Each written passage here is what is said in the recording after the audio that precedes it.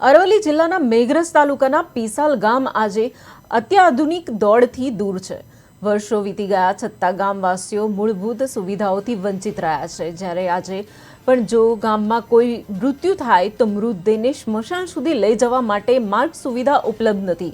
અછતના આ સમયમાં ગ્રામજનોને ખભે લાકડીઓ લઈને જવા મજબૂર થવું પડ્યું છે। જ્યારે ગ્રામજનો કહે છે કે જીવતા તો સરકાર તરફથી કોઈ સુવિધા મળતી નથી, પણ મૃત્યુ પછી પણ અગ્નિદાહ માટે યોગ્ય વ્યવસ્થા નથી।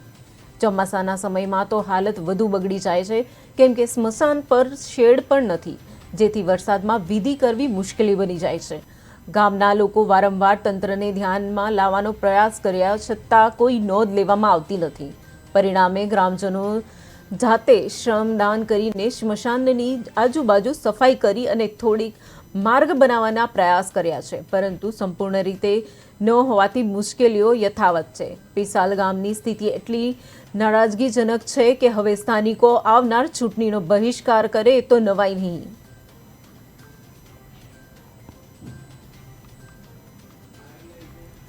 આઝાદી પછી સરકારશ્રી તરફથી કોઈ પણ પ્રાથમિક સુવિધાઓ મળતી નથી। સરકારશ્રી માથાદીઠ ગ્રાન્ટ આવે છે અમારા ગામ દરેક જગ્યાએ, પણ પીસાલ ગામમાં કોઈ સુવિધા અત્યાર સુધી પ્રાથમિક અમને મળી નથી।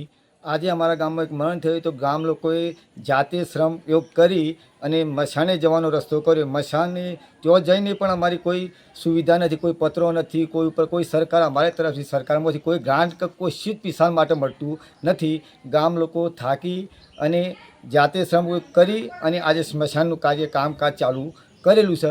તંત્ર સરકારશ્રીમાં કહેવામાં આવે છે કે માથાદીઠ ગ્રાન્ટ આવે છે, પણ અમારા ગામ લોકોને જીવતા તો કોઈ લાભ મળ્યો નથી, પણ મર્યા પછી પણ અંતિમ મશાનની વ્યવસ્થા પણ અમારા ગામમાં નથી। એટલે તંત્રને એલર્ટ થવું જોવે, કારણ કે સરકારશ્રી તો વાતો કરે મોટી મોટી કે આટલી ગ્રાન્ટ આવે છે, આટલો વિકાસ છે, ગુજરાત પ્રગતિશીલ છે, પણ અમારો ગામમાં આવી અને સરકારશ્રીને અમે નમ્ર વિનંતી કરીએ કે તમે જો અમારે ગામની પ્રાથમિક સુવિધા, પાણીની વ્યવસ્થાની, રોડની વ્યવસ્થાની, છેલ્લા માણસને મર્યા પછી પણ એક અંતિમ વ્યવસ્થા પણ સરકારશ્રી થતી નથી।